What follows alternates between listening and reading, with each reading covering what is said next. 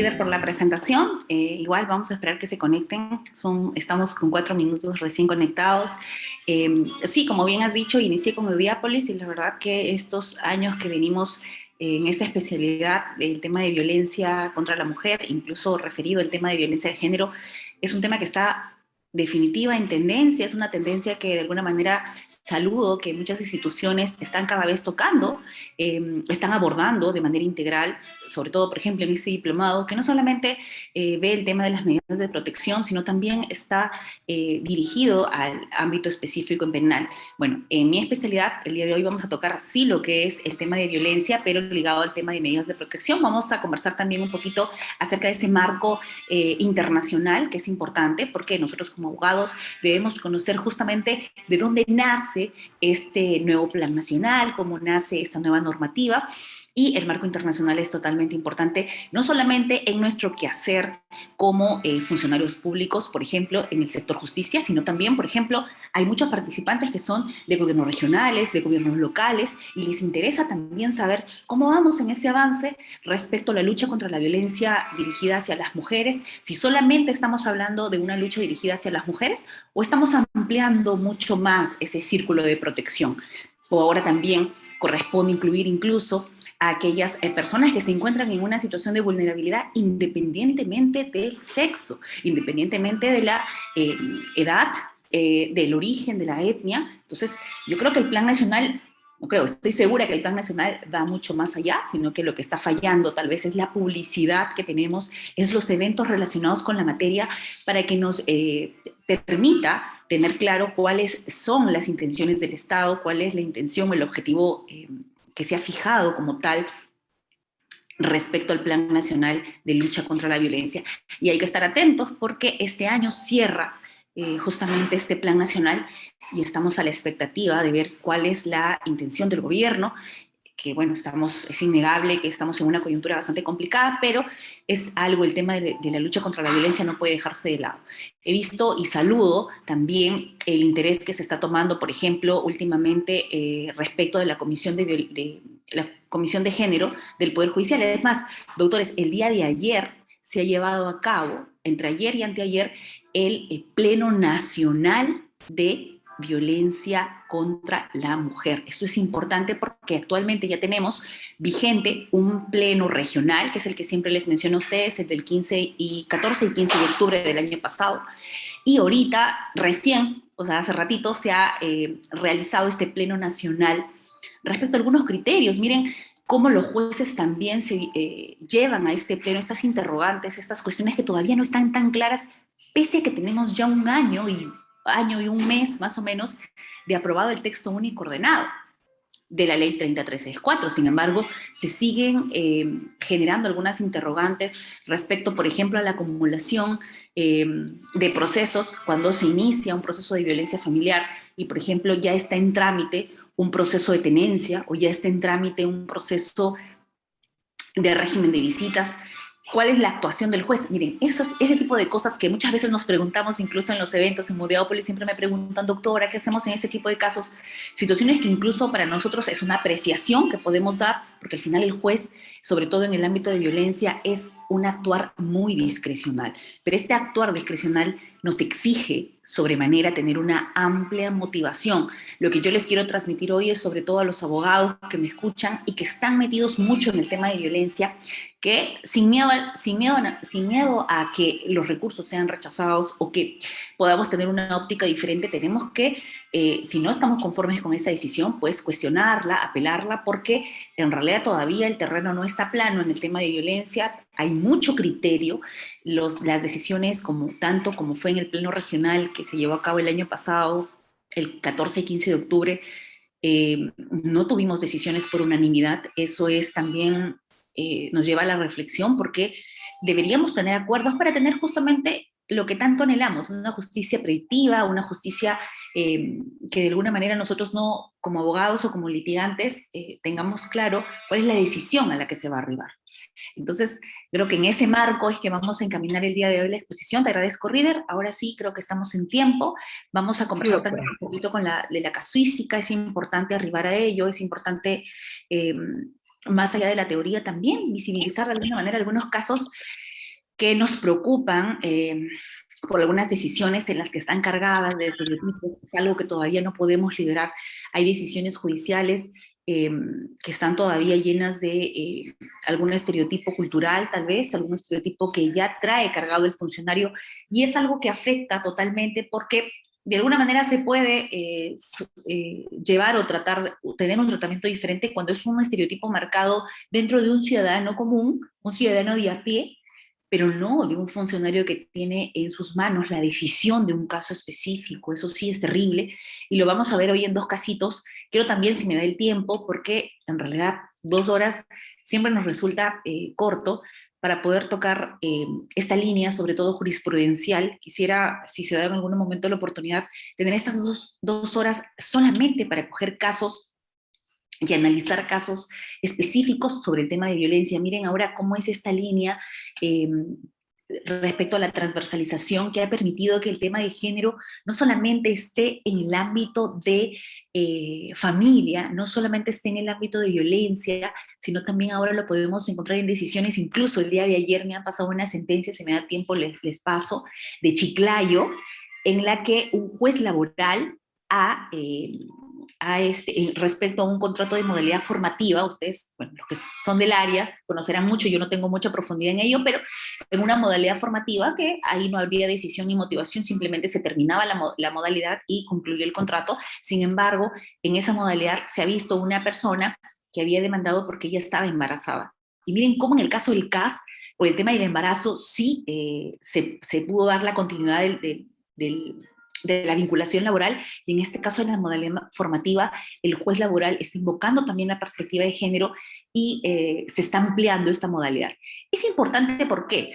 Porque nos lleva a tener otra visión, indistintamente de la motivación que podamos tener como jueces de que sí corresponde o no por el tema legal en específico, pero lo que saludo es que muchos jueces se están animando a incluir la perspectiva de género como tal en otras áreas, no solamente en familia, no solamente en violencia. Lo estamos viendo, por ejemplo, en el ámbito penal, un caso también que voy a comentar, en el que estuve presente en una exposición de ONU Mujeres, al que tengo el honor de formar parte ahora, en el que, por ejemplo, en Argentina, que es uno de los países pioneros respecto a políticas de género, miren, en un juicio determinado sobre un proceso penal de violencia sexual en específico, como el abogado, eh, por ejercer esa defensa de alguna manera activa respecto a la defensa de su patrocinado, que era el supuesto agresor de violación sexual, utilizó al momento de ejercer este informe oral, al momento de desplegar esa defensa que corresponde a un abogado, utilizó frases estereotipadas. Y en Argentina, obviamente, no se lo permitieron. En el caso peruano, miren, lo máximo que he visto es que remitan copias al comité de ética, por decir, ¿no? Del colegio de abogados, o que incluso se le haga una llamada de atención cuando se utiliza algún argumento que está fuera, no necesariamente por el tema de género, pero en cambio en Argentina no. Identifican una situación así y está obligado el abogado a llevar incluso un cierto curso, una cierta terapia respecto al tema de igualdad de género. Entonces, mire cómo nos obligan de alguna manera, siendo abogados, incluso a ejercer como corresponde nuestra profesión. No simplemente porque quiero hacer una defensa acérrima de este patrocinado, puedo utilizar frases estereotipadas, frases vejatorias incluso respecto a la víctima. O como en el caso de la manada, en el caso peruano, por ejemplo, ustedes recordarán, no en el caso español, porque ese fue el caso emblemático, pero en el caso de la manada que tuvimos, que recientemente incluso se dicta una pena severa, y es algo que también respaldo, pero miren, en el caso de la manada, el abogado pidió incluso el testimonio del ex enamorado de la víctima. Algo que ustedes, sobre todo los penalistas, dirán, doctora, pero ¿y eso para qué se solicitó? ¿Era coherente? ¿La actitud o el pasado sexual incluso de la víctima era determinante acaso para poder establecer si hubo una violación sexual o hubo unas relaciones sexuales consentidas? Entonces, es importante porque estamos incluyendo el tema de perspectiva de género, el tema de perspectiva de derechos humanos en varias áreas, en el tema administrativo, en el tema civil, en el tema penal, en el tema de familia, y hoy también, sí, espero que sí nos dé el tiempo para comentar, creo que ya los que algunos ya me siguen en algunas oportunidades hemos comentado el caso del divorcio, ¿se acuerdan? Respecto al plazo, por ejemplo, de la causal de divorcio, cómo fue ampliada esta causal de los 6 meses, de alguna manera ampliada. ¿Por qué? Porque se esperó que suceda o que concluya el estado corporal de la víctima que denunció divorcio por violencia psicológica, para que a partir de esa fecha recién se le contabilice el plazo de la posibilidad que tenía esta mujer para poder decidir si ella quería demandar divorcio por causal de violencia psicológica o no. Entonces, no un plazo que simplemente tomaste el conocimiento y cierra, no un plazo que dice aquí acaba y ya no se puede y tienes que declarar fundado una excepción de caducidad, no, sino un juez que analiza y dice, si tenía un estado corporal, estaba en condiciones de poder denunciar por violencia psicológica. Entonces, nos lleva a la reflexión. Bueno, chicos, Líder, agradecerte de alguna manera siempre es importante estas conversaciones que tenemos, porque es lo que nos nutre, doctores, en el día a día. Nosotros somos operadores del derecho y tenemos que estar siempre a la vanguardia, y creo que Udeópolis se caracteriza por eso. No solamente es el tema teórico, también es el tema práctico, arribar en situaciones concretas, sobre todo en resoluciones judiciales, que es donde nosotros litigamos en el día a día y necesitamos saber cuáles son los criterios. No tenemos tal vez la posibilidad de participar en los plenos nacionales, que considero yo deberían ser mucho más abiertos al público. Si bien es cierto, ahora se transmitan por Justicia TV, pero creo que debería ser una invitación mucho más directa a los colegios de abogados, promocionar los plenos para que los abogados sobre todo estemos a la par de las decisiones jurisdiccionales. Hoy, si me alcanza el tiempo, también les compartiré algunas decisiones de lo que se arribó en el Pleno Nacional el día de ayer. Interesante, estoy esperando todavía que salga el documento oficial, pero ya tenemos siempre en Udeópolis las calientitas. Muchísimas gracias, Reader. Ahora sí. Excelente, doctora. Muchas gracias. Sí, bueno, es temas, bueno, muy complejos en sí, en lo que es violencia contra la mujer, por la cual, antes de iniciar sesión, estimados doctores, invitarlos al diplomado especializado que nosotros vamos a lanzar como institución, ¿sí? Y son clases totalmente en vivo, no son clases grabadas, porque Udiápolis, uno por respeto hacia nuestros docentes y otro por la calidad también de servicio que brindamos, la cual vamos a iniciar con un diplomado de la ley número 30364, violencia familiar y enfoque de género, aspecto jurídico y psicológico. Así que, doctores, está ya invitado. Vamos a tener para todos nuestros participantes que actualmente se encuentran conectados 80 medias becas para todos, porque Udiápolis agradece su preferencia. Siendo así, sin más preámbulo, inicio con la presentación de nuestra sesión de clase. Muy buenas noches, comunidad jurídica Udiápolis, que se encuentran conectados a través de la plataforma de Zoom y Facebook Live. Mi nombre es Reader Jacinto Sánchez, en calidad de coordinador académico y abogado. Tengo el honor en dirigirme a todos ustedes a fin de darles la cordial bienvenida y agradecerles a nombre del Instituto de Capacitación y Actualización Udeápolis, y en especial consideración del Ilustre Colegio de Abogados de Ayacucho. El día de hoy tenemos, bueno, a nuestra maestra, quien consideramos bastante parte, miembro de nuestra institución, como es la doctora Tania Carolina Bocanegra Risco. La autora es magíster en Ciencias Políticas y Gobierno por la Pontificia Universidad Católica del Perú, magíster en Derecho Civil y Comercial por la Universidad Nacional de Trujillo y doctorando en Derecho por la misma Casa de Estudios, especialista en Perspectiva de Género y Derechos Humanos por la UCLM de España. Hoy la doctora está a cargo de la sesión Violencia contra la Mujer y los integrantes del grupo familiar.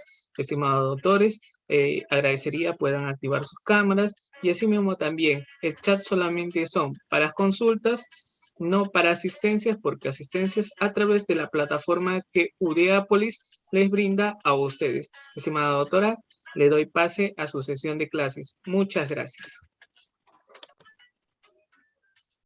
Gracias, Reader, por el pase. Bien, vamos a compartir pantalla. Hay un pequeño material que he presentado y estamos, bueno, el día de hoy ya diciembre, pero igual es importante recordar que el mes que ha pasado, en noviembre, hemos estado de gala, de alguna manera, porque se celebra el día, o se celebró el Día Internacional de la Violencia, de la Lucha contra la Violencia de Género. Y, bueno, a ver, voy a ver si me permiten compartir un ratito, chicos. Un segundo.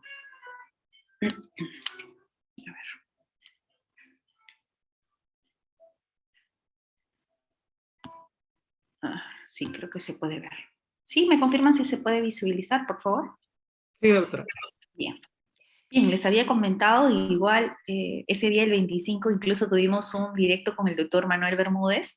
Igual les lancé un link a ustedes respecto al Día Internacional de la Eliminación contra la Violencia de Género, y comentarles por qué es importante también que conozcamos por qué es que se celebra este 25 de noviembre, es una fecha tan importante respecto a la fatídica muerte, a la trágica muerte de tres hermanas en República Dominicana, las hermanas Mirabal, activistas, defensoras de derechos humanos, que se les dio muerte respecto al régimen, en ese momento, al régimen autoritario de Trujillo, y que fueron brutalmente asesinadas. Entonces es importante, de alguna manera, recordar este Día Internacional el 25 de noviembre. Bien, y la gran pregunta que nos hacemos, ¿por qué debemos eliminar esta violencia contra las mujeres? Ustedes, como podrán visualizar en la diapositiva, se ha considerado justamente que esta violencia contra las mujeres es una de las violaciones de derechos humanos más extendidas y persistentes, devastadoras del mundo actual. Incluso está ligado muchas veces a situaciones de impunidad que hemos visto reflejado. Por ejemplo, miren ustedes el caso de Afganistán, cómo se ha dado este retroceso, por decirlo de alguna manera, en esta lucha respecto a la reivindicación de los derechos de las mujeres. Considero que es un retroceso porque incluso comentábamos en Uno Mujeres como un grupo de juezas en Afganistán habían expresado ese rechazo a ese tipo de comportamiento, ese tipo de política que se estaba instaurando respecto a privarlas de algunos derechos, como por ejemplo el tema educativo a las mujeres, de que esperar que el profesor sea una mujer para poder ellos asistir o ellas asistir a clase, y mientras eso no se daba, ellos bajo el tamiz de, en realidad no te estoy privando el derecho a educación, sino que mientras que no consiga una profesora mujer, porque escasean, no vas a poder llevar clases junto a los hombres. Entonces, es alarmante porque constituye un retroceso en esta reivindicación.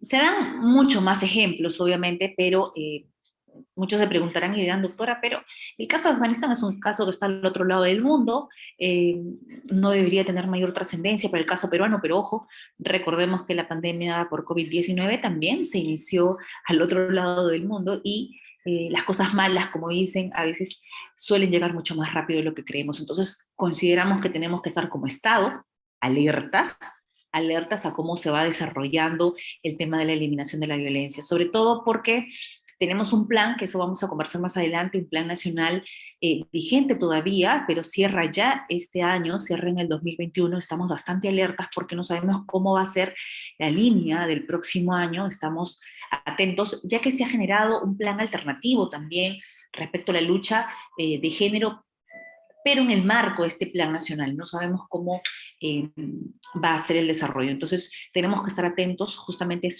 a este impulso que está dando de alguna manera el Estado en este gobierno para eliminar, erradicar y disminuir la violencia dirigida hacia las mujeres. Y recordemos también que la Comisión Interamericana de Derechos Humanos ha declarado responsables de manera objetiva a muchos estados, incluidos el Perú. Por ejemplo, hay casos importantes en los que ellos ya han decretado la responsabilidad del caso peruano, por ejemplo, en el caso Azul Rojas Marín. Yo considero que es un caso que debería, de obligatoria lectura en todo caso, pueden ustedes googlearlo y verificar cómo el caso de Azul Rojas Marín fue terriblemente torturado, fue víctima de abusos de efectivos policiales, al que este caso, con la dificultad siempre de llegar un caso hasta la Comisión Interamericana de Derechos Humanos, pero llegó y se le declaró responsable al Estado peruano, y se señaló efectivamente que el Estado peruano, por más que tenga vigente una normativa específica, por más que tenga un plan nacional, no ha hecho los esfuerzos necesarios para erradicar esta violencia, y sobre todo en el caso, por ejemplo, en este caso fue de un integrante del grupo LGTBIQ, en el caso de Azul Rojas Marín, no se había establecido políticas antidiscriminatorias de manera efectiva. Entonces, miren cómo la Comisión Interamericana da o determina la responsabilidad de los estados, incluso de manera objetiva, ¿no? Bien. En el caso de la violencia contra las mujeres, por ejemplo aquí, hay algunos tipos de violencia, como por ejemplo se puede terminar con la violencia física, la violencia sexual, la violencia psicológica, en la que incluso se incluye el tema de la violencia por un compañero sentimental. Y miren, recordemos el caso de Arlet Contreras, sin llegar a la profundidad de analizar la pena que se impuso en ese caso, el doctor San Martín Castro, por ejemplo, en un considerando determinó y dijo, efectivamente, esa relación, ese dominio que se da respecto a la víctima con su agresor, se intensifica cuando se trata de relaciones sentimentales o relaciones, en este caso, de un compañero sentimental, porque no llegaron a establecer, no era dentro de un matrimonio, de un concubinato, pero sí dentro de una relación sentimental en el que se denotaba una asimetría de poder, en el que ejerce esta violencia desmedida el agresor, y podemos señalarlo como tal porque ya tiene una sentencia en el que se declara justamente que él es el agresor de estos actos de violencia dirigidos contra Arlet Contreras. En este caso, por más que fue un caso emblemático, que incluso nos llevó a nosotros como Estado a tener una normativa mucho más agresiva respecto a la eliminación de violencia. Este caso ha sido bastante emblemático porque llevaba al caso peruano, sobre todo, a establecer nuevas líneas, sobre todo en el marco normativo, para reforzar, ¿no? Incluso llegó a... Considero yo que sí, este caso fue el que hizo que de alguna manera se dé alguna modificación, y eso lo vamos a ver en la línea de tiempo, de cómo se ha venido modificando la normativa respecto a la lucha contra la violencia dirigida hacia las mujeres. Entonces, no es lo más recomendable que un Estado se rija por casos emblemáticos, porque lo que denota es que no estamos anticipados a los hechos que se puedan suscitar, sobre todo en el ámbito de violencia. Debemos anticipar, porque el marco internacional es bastante expresivo, bastante visible, cómo son los avances, y nosotros tenemos que ir en esa línea, ¿no? Respeto sobre todo las decisiones de algunos jueces que, sin esperar que existan modificaciones legislativas, han actuado y han incorporado en sus resoluciones judiciales, en su quehacer judicial, han incorporado, por ejemplo, principios, principios convencionales, que es ese marco garantista de derechos humanos, y sobre todo en el tema de perspectiva de género. Eso es muy saludable. Sin embargo, no todos los jueces, por más que no es una decisión de aplicar perspectiva de género, sino que prácticamente debe conllevar una obligación, porque nuestro marco internacional así lo determina, y eso lo vamos a ver más adelante, porque la propia Constitución nos señala que al momento de tener vigentes esos tratados internacionales, forman parte de nuestro derecho interno. Entonces, como tal, debemos aplicarlo. Pero aquí, en el caso peruano, estamos dejándolo tal vez un poco a libre albedrío de algunos magistrados. No todos lo están utilizando, y eso se ha dejado ver claramente en este pleno nacional que se ha llevado el día 2 y 3 de diciembre, pleno importante, ha sido transmitido por Justicia TV, y rescato las palabras de la doctora Elvira Álvarez, donde nos dice: así como tenemos algunos buscadores importantes que determinan nuestro quehacer diario, incluso siempre revisando las páginas para poder estar actualizados, les invito a revisar la página de Justicia TV, en el que tenemos la oportunidad de ver la transmisión directa de audiencias, ver la transmisión directa de cursos importantes. También, si tienen la oportunidad de seguir la página de la Comisión de Género, en el que se está proyectando, impulsando bastante este tipo de cursos, importantísimos, sobre todo, por ejemplo, en este curso, este 25 de noviembre, bueno, ONU Mujeres llevó a cabo un curso en el que la presidenta de la Corte Interamericana de Derechos Humanos, que miren, coincidentemente también es mujer en este periodo 2020-2021, y es una acérrima luchadora, y en la que ella misma señala la dificultad que se tiene de algunos casos, sobre todo referidos a violencia de mujer, contra la mujer, que lleguen hasta la Corte Interamericana de Derechos Humanos. Ustedes saben todo sobre todo ese tiempo en años que se demora llegar hasta la Comisión Interamericana de Derechos Humanos, donde muchas veces ya el derecho, ya la violación, la afectación ya es irreparable, es irremediable. Pero igual visibiliza el avance o nos permite sacar informes, como en este caso el informe 2020, también les pido googlearlo, de la Comisión Interamericana de Derechos Humanos, donde nos ha venido a traer abajo algunas concepciones que hemos tenido tal vez concepciones cerradas o sobre todo concepciones anacrónicas, que ya no están ligadas a lo que actualmente debe ser sujeto de protección. También tenemos, por ejemplo, la violencia sexual, el acoso.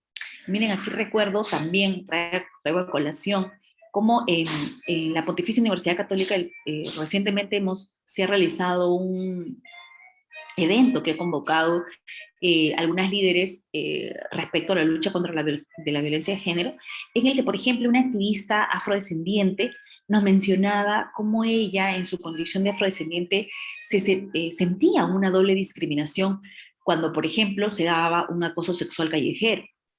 Acoso sexual callejero que ya se encuentra regulado, que debería de alguna manera ser efectivo, pero veo que en el Poder Judicial, sobre todo yo que ahora estoy también en el ámbito penal, no se le da, casi lo están dejando como política más de un gobierno regional, de un gobierno local, que por sí ellos son los obligados a generar unas ciertas multas por no tener, o por realizar este acoso callejero, pero creo que una multa como no va a tener un mayor impacto. Yo creo que eso sí, cuando tenga penas judiciales, dentro de un proceso judicial, ahí sí la situación va a cambiar. Pero la idea es que esta activista afrodescendiente decía cómo el contenido, la agresión que se puede dar, ese contenido que intenta afectar, que es vejatorio, que está cargado de agresión, con palabras sexuales tal vez dirigidas no solamente a ella como mujer, sino también por su ascendencia afro, en este caso afroperuana ya, porque era una peruana, pero con ascendencia afro, y decía, el insulto que utilizan para una mujer de color, en este caso es un insulto que es doblemente sentido porque está cargado de estereotipos respecto a la mujer, pero también a la etnia y al origen del que proviene. Y eso no solamente es una situación específica para las mujeres afrodescendientes, sino también, por ejemplo, para aquella mujer de la selva, aquella mujer de la parte sierra de nuestro Perú. Y he tenido la oportunidad de viajar a lo largo de nuestro país este año a través de las conferencias que hemos podido dictar con algunos eventos, algunas cortes que hemos podido capacitar, y como por ejemplo en Iquitos, que tuve la oportunidad de participar, cuando nos sentamos en esta mesa, nos dicen, doctora, pero efectivamente, ¿cómo queremos eliminar esos estereotipos si cuando nuestra propia zona en la que trabajamos, que tal vez por las condiciones climáticas, tenemos que tener una una vestimenta específica, y se nos juzga por la forma en la que nosotros nos vestimos? Entonces, la idea es que tenemos que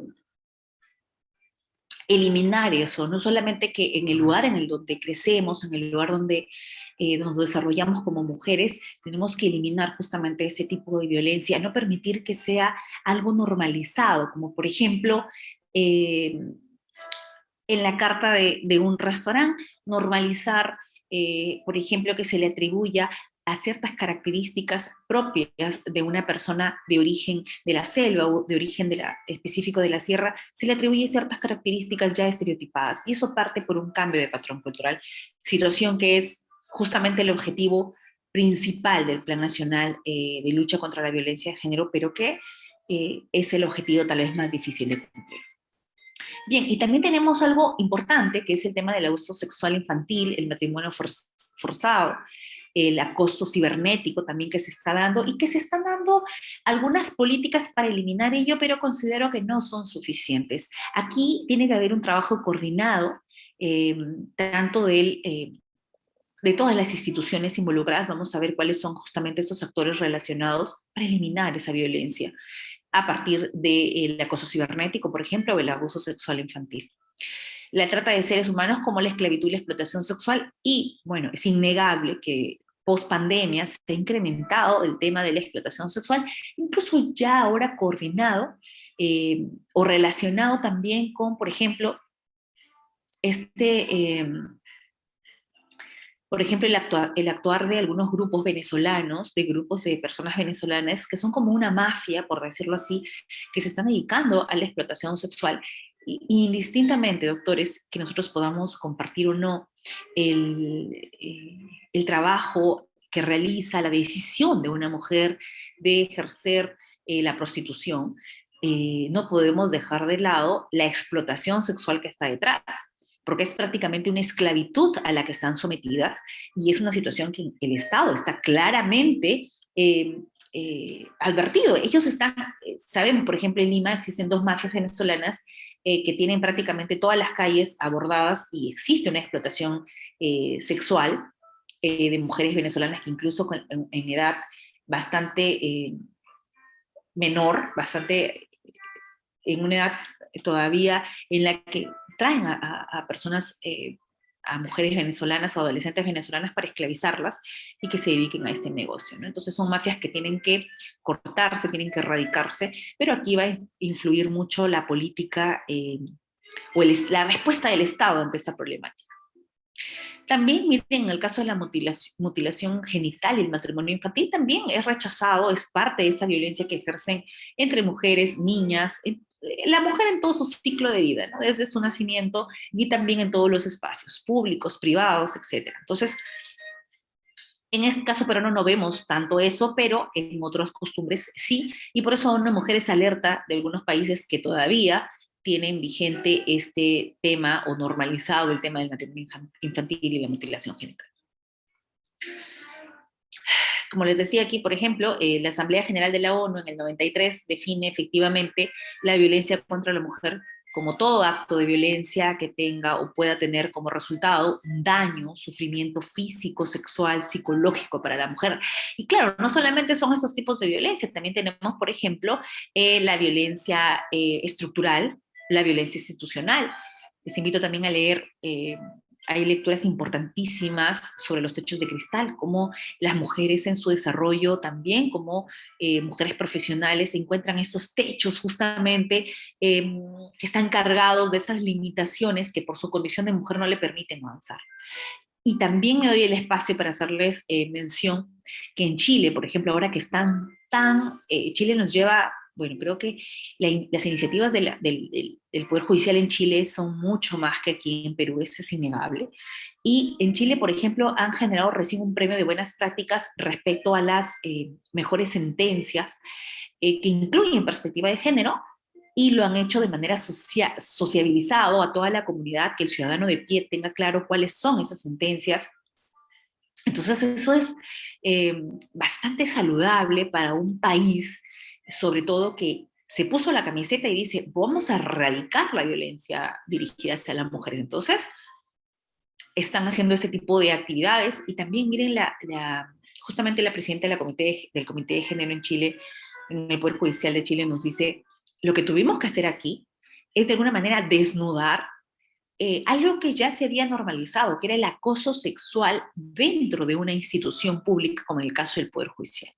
Y nos lleva a la reflexión, porque en el caso peruano también es harto conocido que existe de alguna manera un favoritismo sexual para poder generar algunos ascensos, por ejemplo, en los trabajos, no solamente dirigidos a mujeres, sino también a hombres. Entonces, nos pone o nos coloca en una situación de vulnerabilidad. Y es un dato que tal vez no ha logrado ser visible. No tenemos un dato estadístico de cuántas personas o cuántas trabajadoras, por ejemplo, dentro de la institución se han sentido acosadas por el superior o por su homólogo. Entonces, ¿deben acaso las instituciones, no deben generar algún sistema de alertas, algún sistema que pueda encaminar esa decisión de la mujer o del hombre a poder denunciar ese tipo de acoso? Entonces, la institución es la que te tiene que dar todas las herramientas para que se pueda dar ello. Y eso es lo que está faltando también. Entonces, nosotros preguntémonos, ¿acaso no hemos escuchado siempre que alguna compañera o hemos prejuzgado incluso decir, ella ascendió porque realizó un favor sexual determinado? Entonces, no siempre debemos juzgar, sino también analizar cuál es la coyuntura de este sistema que a veces asfixia, que a veces maneja el tema y está definitivamente la mujer se encuentra en una situación subordinada ante ello. No siempre es simplemente decir, no, es decisión de la mujer o es decisión del hombre de permitir o no el acoso. No, doctores, porque hay mucho contenido detrás. Vamos avanzando.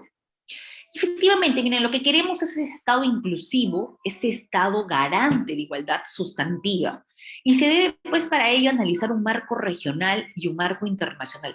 Si nosotros no analizamos el marco regional y el marco internacional, entonces no vamos a poder diferenciar o no vamos a poder lograr el objetivo que es justamente lograr una igualdad de género. Entonces, las agendas legislativas, el Estado en sí, debe darle especial relevancia a incluir datos estadísticos que contengan el tema de mujer, que contemplen, que incluyan en sus agendas estos datos referidos a las mujeres, como por ejemplo la pandemia. La pandemia ha generado o ha afectado, y esto lo dice ONU Mujeres, lo dice la Defensoría del Pueblo, en el caso peruano, lo dice también la Corte Interamericana de Derechos Humanos, cómo ha afectado en gran mayoría a las mujeres. Y eso no es simplemente por un tema, no, doctor, eso es coyuntural. El tema de la defensa de las mujeres es un tema coyuntural. No, la ONU lo dice, la Defensoría del Pueblo en este caso también. ¿Por qué? Miren, un ejemplo sencillo. En el caso de las mujeres que realizan labor doméstica, por ejemplo, es ese grupo que se ha visto más golpeado en la primera etapa de la pandemia. ¿Por qué? Porque al tener una inamovilidad, ellas no les permitía salir a trabajar a casas donde, por ejemplo, realizaban el servicio doméstico, porque habían estas prohibiciones. Entonces, más del 80% de las personas que se dedican al empleo doméstico son mujeres, y por ende, este tipo de pandemia afecta mucho más a ellas en este rubro. Es innegable, porque ellas no pueden llevar el alimento a sus hogares, porque la pandemia les está afectando en mayor medida. Entonces, tenemos que tener datos claros para poder, si queremos establecer un tipo de política que beneficie, que no perjudique o eliminemos este perjuicio que se está dando a través de una situación no esperada, tenemos que tener claro cuáles son los datos para saber cómo vamos a reaccionar ante una situación así. Y es por eso que tenemos que tener claro que en este marco internacional y en este marco regional se debe incluir, con este enfoque interseccional, por ejemplo, tiene que tenerse en cuenta documentos internacionales como, por ejemplo, el documento que tiene que, creo que sin duda el más importante es la CEDAW, la Convención sobre la Eliminación de todas las formas de discriminación contra la mujer, mejor conocida como la CEDAW. Efectivamente, este es un marco legal mínimo. O sea, si el interés es que dentro de nuestro quehacer judicial, de nuestro quehacer diario, funcionarial, seamos garantes de derechos humanos y en este caso el derecho de las mujeres, tenemos que incluir este marco legal mínimo que es la CEDAW. Recordar que todos los países de América Latina y el Caribe lo han firmado y que aquí está el primer punto de partida para la creación de nuestras agendas legislativas, de nuestras agendas políticas, que ya tengan un enfoque de género. Recordemos también el año, esto se aprobó bueno, en el 79, aunque prácticamente finales del 81 es que entra en vigor este documento jurídico internacional, uno de los más importantes, sobre todo en esta historia de lucha contra la violencia hacia la mujer, eliminar todas las formas de discriminación respecto a la violencia hacia la mujer. Entonces, los países que firmaron esta CEDAW están obligados, tienen una obligación legal de erradicar esas formas de discriminación contra la mujer en todos los ámbitos de la vida. Entonces, se tiene que, el Perú obviamente ha firmado este marco internacional y tiene que eliminar esto a través de documentos específicos, ¿no? Gracias a la CEDAW se han logrado avances importantes, como por ejemplo, miren, en Costa Rica se ha logrado que se dé algún tipo de derecho de propiedad y participación política de las mujeres. En Panamá, por ejemplo, se ha logrado bueno, en este caso la penalización como tal, el feminicidio, porque no existía como un tipo penal específico. Entonces, sí es importante.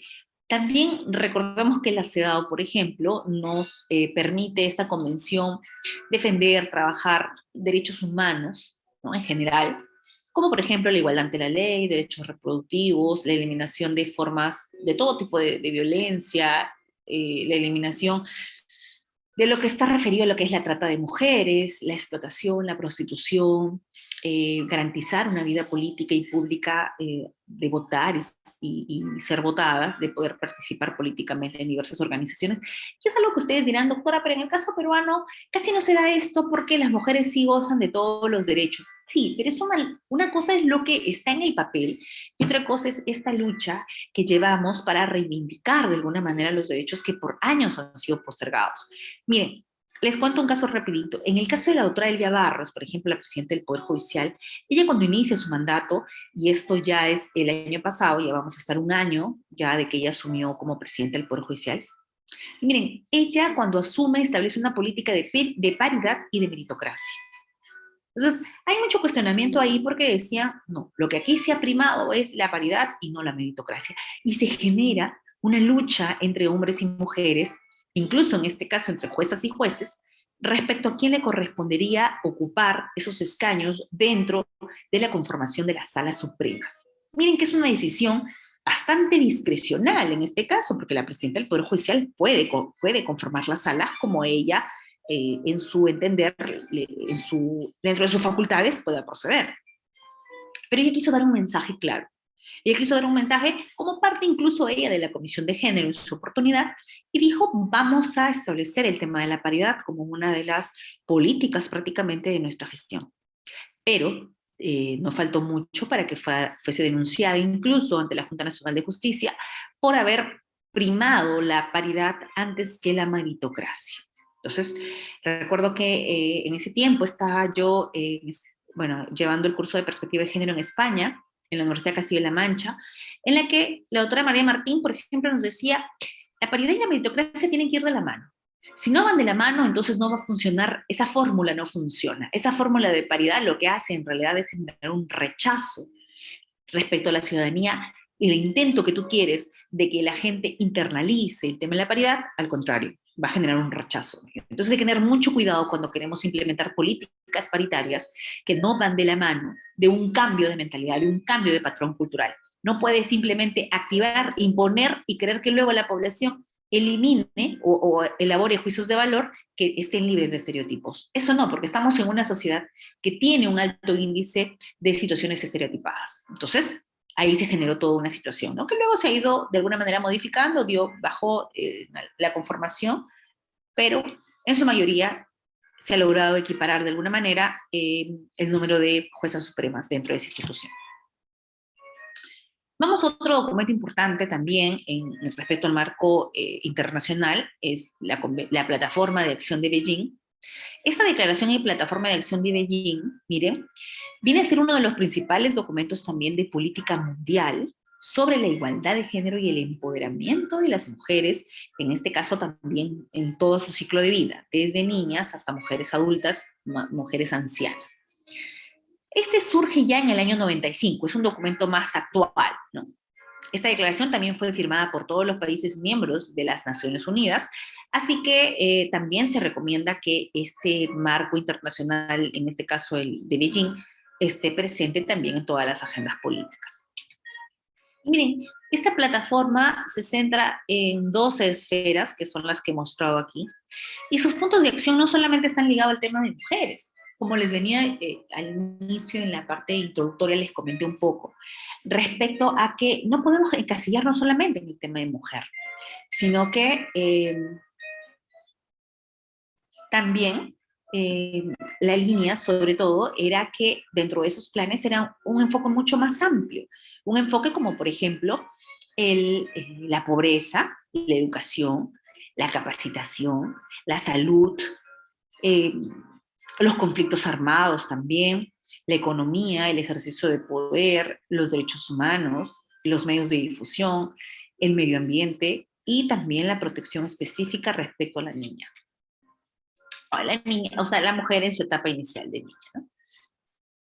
Otro documento importante que tenemos es justamente la Convención Belén do Pará. Y es algo que yo siempre les he venido conversando porque creo que esta convención es la que está presente siempre en todo documento que intenta tener sobre todo una línea directa a esta eliminación de violencia contra las mujeres. Perdón. En el caso de la Convención Belén do Pará la tenemos prácticamente desde el año 94, específicamente, y nos habla sobre el derecho humano de las mujeres. Aquí ya nos establece, miren, en la Convención Belén do Pará, mecanismos de protección, y que no solamente están en el ámbito privado, sino también en el ámbito público. Entonces, es una protección efectiva respecto a todos los ámbitos. Otro marco legal, por ejemplo, que viene a ser la Convención Belén do Pará, tiene que estar presente dentro de estas agendas legislativas que queremos tener, o dentro de esas resoluciones que vamos a emitir, o dentro del quehacer, como les digo, funcionarial a diario que realizamos, tiene que estar presente si queremos eliminar ese tipo de violencia. Incluso en nuestros escritos, también como abogados, tiene que estar presente la Convención Belén do Pará. ¿Por qué se habla de una Convención Belén do Pará? Justamente porque fue en la ciudad Belén, que es la capital del estado brasileño de Pará, en el que suscribió este primer tratado internacional del mundo, que consagra este derecho fundamental respecto a eliminar el derecho a las mujeres a tener una vida libre de violencia. Miren qué interesante esto, porque es aquí donde se plasma este derecho a tener una vida libre de violencia en todo tu ciclo de vida como mujer. Bien, entonces, ahora yo sé que puede haber por ahí un interrogante y decir, doctora, pero ¿por qué seguimos centrándonos en el tema mujer? ¿Por qué se está dejando tal vez algunos otros supuestos de vulnerabilidad como la discapacidad, el origen, la etnia, la edad? Ojo, porque el país es consciente que el patriarcado ha avanzado fuertemente porque se cometen, como por ejemplo en América Latina, somos uno de los países con más alto índice de feminicidios. Entonces, esa situación hace justamente que el mundo en sí genere, a través de sus instituciones, se generen documentos internacionales importantes que tengan que asumir los estados para poder eliminar esa violencia, que es un indicador que coincide de alguna manera con el ámbito internacional. En este caso, en el ámbito de América Latina y el Caribe, ¿no? Como por ejemplo, ONU Mujeres analiza fuertemente cuál es el avance y vemos y visibilizamos que son fuertes los datos de violencia. Y bueno, también sería importante mencionar que tenemos un marco internacional también ligado a las agendas al 2030. Y miren, esta agenda en materia de derechos humanos, igualdad de género, a nivel regional e internacional, lo podemos encontrar, por ejemplo, en el tema de género en el objetivo 5. ¿Por qué les muestro esto, doctores? Miren, esta información tal vez está ligada a lo que es, de alguna manera, políticas públicas, pero es importante que nosotros en el quehacer diario y en el quehacer judicial también tengamos claro ese marco internacional. Si no, como abogados no vamos a poder establecer esta línea directa, cuál es el camino respecto a qué queremos cumplir o qué queremos lograr o qué objetivo queremos entrar.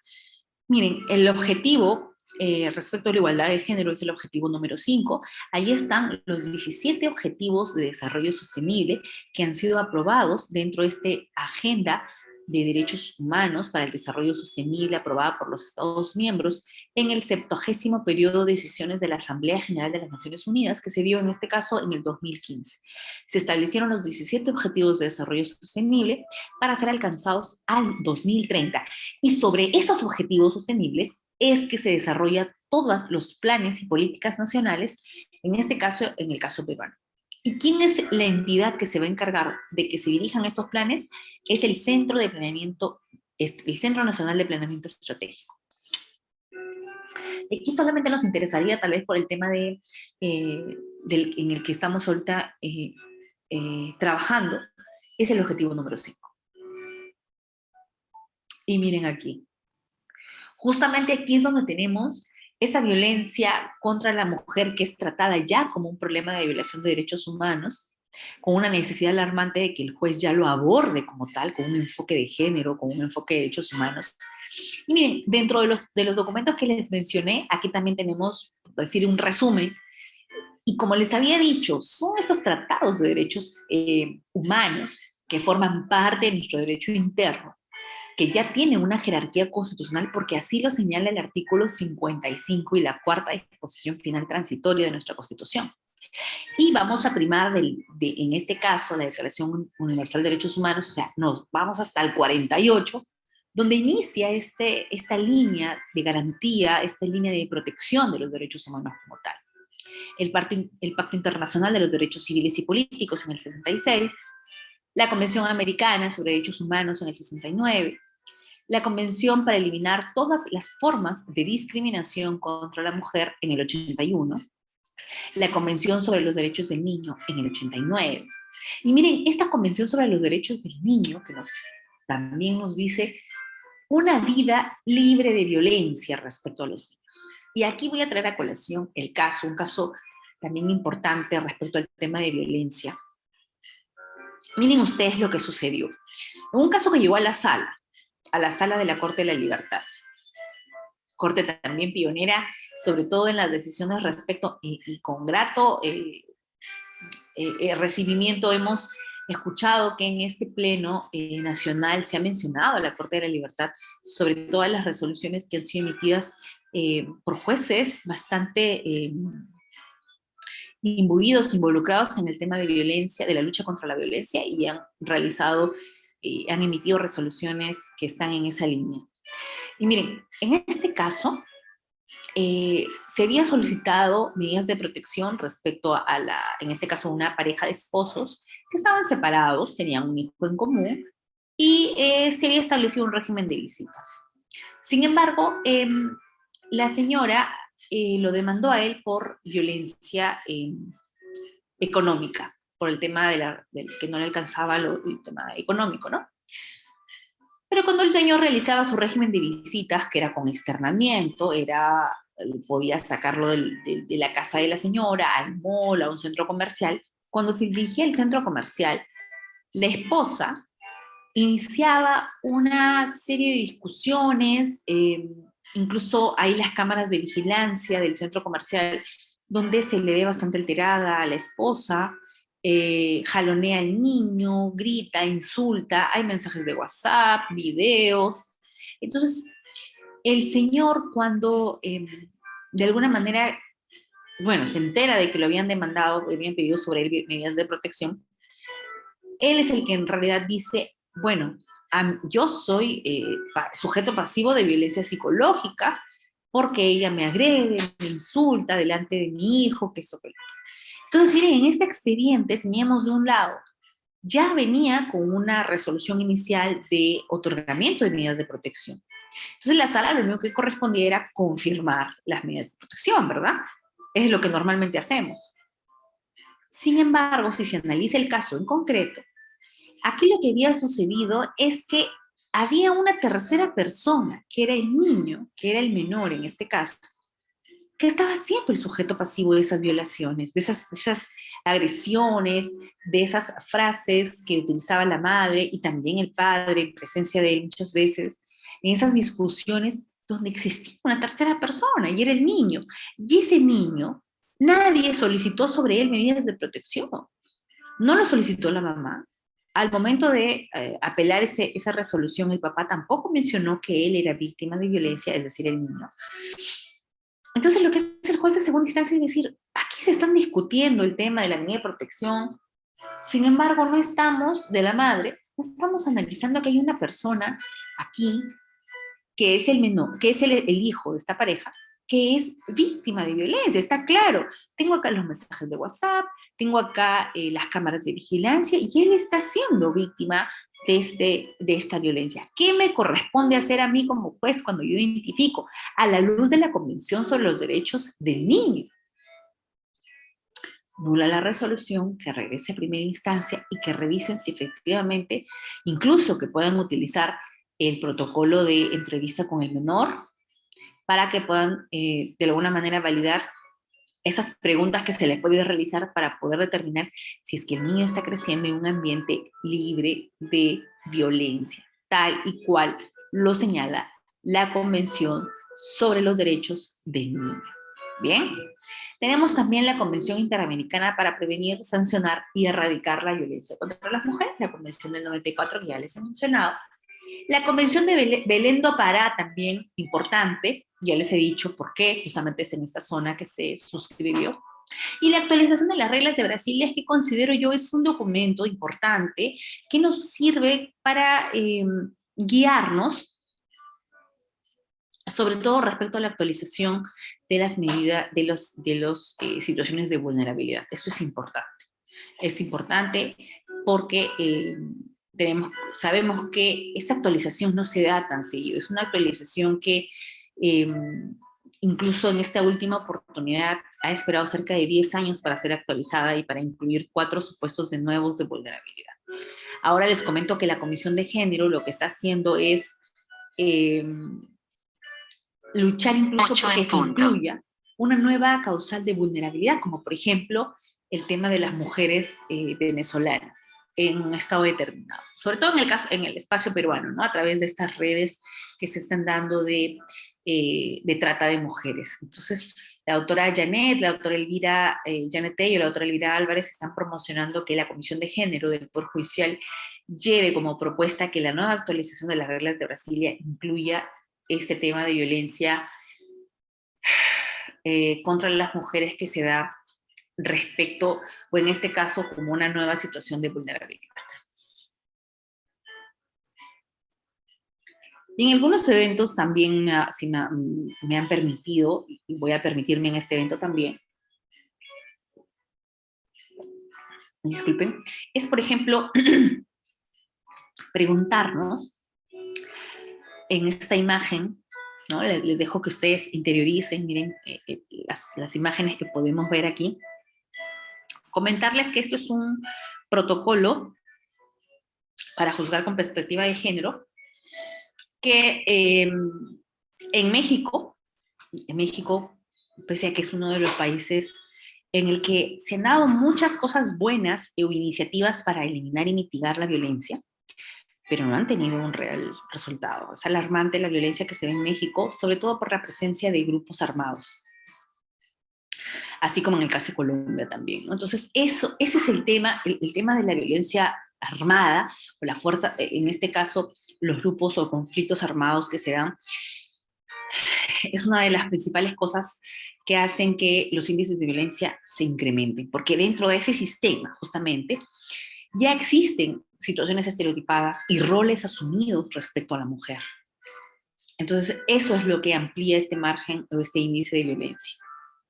Y miren, ustedes, como ciudadanos o tal vez como profesionales, no quisiera una respuesta que es la políticamente correcta, sino la respuesta que va coherente tal vez con esa crianza que hemos tenido, con esas formaciones de patrones culturales, porque al final los patrones, uno no nace con un estereotipo determinado, o no nace con un patrón cultural determinado. Eso lo venimos adquiriendo en el marco de nuestro desarrollo, de nuestra interacción con nuestra sociedad, de acceder a los servicios públicos, educacionales.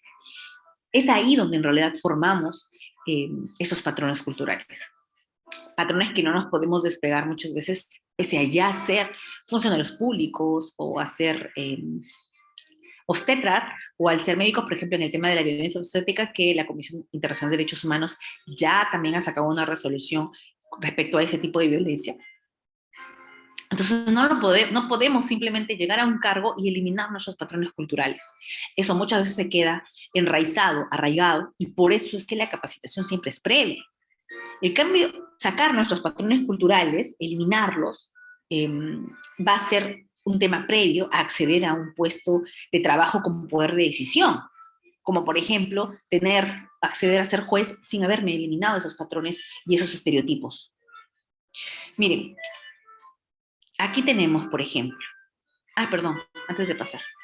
Miren en esta imagen, la imagen B, por ejemplo, ¿no? Tenemos a una madre, un médico, o tenemos a una trabajadora del hogar. ¿Qué es lo que nos lleva esta línea de cómo hemos venido creciendo culturalmente? O, por ejemplo, la figura A puede ser una maestra, puede ser una mamá, puede ser una abogada. ¿Qué nos lleva a nosotros a determinar que por la forma de vestir o por la apariencia vamos a determinar la profesión de las personas? Cuando no estamos, obviamente, porque usted se va a un centro de salud y la forma y la vestimenta que está en el va a relacionarlo con el centro de salud. Pero si usted está fuera de su horario de trabajo, no va a poder condicionar la forma de vestimenta con la profesión a la que se dedica o el oficio al que realiza. Y eso es lo que queremos eliminar. Eso es sacarse ese chip estereotipado. Poder identificar a las personas simplemente como tal, no relacionarlas con ninguna profesión, o no, que es lo mismo de relacionar el juguete rosado para niñas y el juguete azul para los hombres, para los niños. O es lo mismo también en el caso de los, porque el Estado no es coherente. El Estado dice, por un lado, quiero igualdad, pero por otro lado, cuando existe un nacimiento dentro de una familia, le doy 3 meses de licencia a la mujer, y ahí si no nos quejamos, pero al padre le damos solamente 15 días. Y esto es que hemos luchado por los 15, se ha luchado por los 15 días porque antes era 3. Entonces, aquí no hay un trato equitativo, no hay un trato de igualdad. ¿Por qué?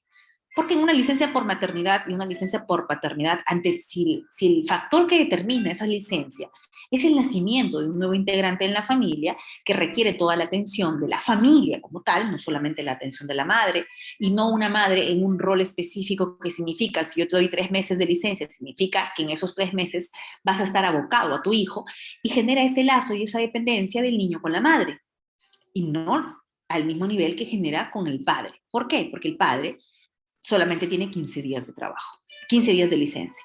Entonces, si como Estado queremos igualar las cosas, queremos tratar igual a los hombres y a las mujeres, entonces corresponde que a ambos le demos una licencia que no sea ni por paternidad ni por maternidad, sino una licencia por nuevo integrante en la familia para que se permita a este niño adecuar a la forma de vida y a la convivencia y también a los horarios para poder crecer dentro de ese margen de tiempo cerca de sus padres. Uy, me están haciendo una pregunta. A ver, vamos a tratar de responder, ¿ya? Say Alegría, lindo que existan, dice, me imagino que de manera muy sarcástica, tantas leyes que protejan a la mujer. Sin embargo, el vivir diario se observa que las instituciones que supuestamente lo protegen, lo que hacen es revictimizar. Por ejemplo, la Fiscalía de la apertura la investigación, se toma la declaración en sede policial, luego la declaración ampliatoria en sede fiscal.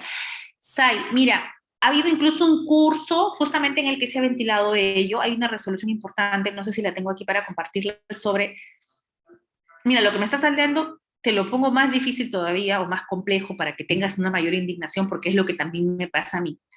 En el caso de la violación sexual, créeme que por más que se dice la revictimización, no la revictimización, la declaración de la víctima de violencia sexual es más de una vez. Incluso no se llega a tomar el tema de la declaración en Cámara Gesell de la Fiscalía como tal, porque luego igual te piden declaración en Cámara Gesell dentro del proceso cuando ya está en sede judicial. Y miren ahí, ¿por qué tenemos que tener 2 cámaras, Gesell? ¿Por qué tenemos que pasar 2 veces? Por fiscalía y luego por sede judicial. ¿Acaso no se está cumpliendo lo mismo en fiscalía? No, porque dicen todavía no inició el proceso judicial como tal. Entonces, para que esto sea tomado como una prueba preconstituida o no, existe todo un proceso y es todo un problema ahí para que solamente sea una sola declaración. Y si la puede ser a nivel fiscal, entonces que esa tenga la correcta, que se valide como tal. Y eso es lo que falta, esa de alguna manera, coordinación entre Fiscalía, Policía y Poder Judicial. Porque si no, no vamos a poder materializar la no revictimización. Dice, claro, luego de la declaración ampliatoria en sede fiscal, luego verifica que la pericia psicológica es negativa y procede a archivar. Mi pregunta es, como abogada de la parte agraviada, ¿cómo se puede actuar en dichos casos con elementos de convicción? ¿Se podría aportar en la investigación preliminar cuando el fiscal solo espera los resultados del certificado médico legal?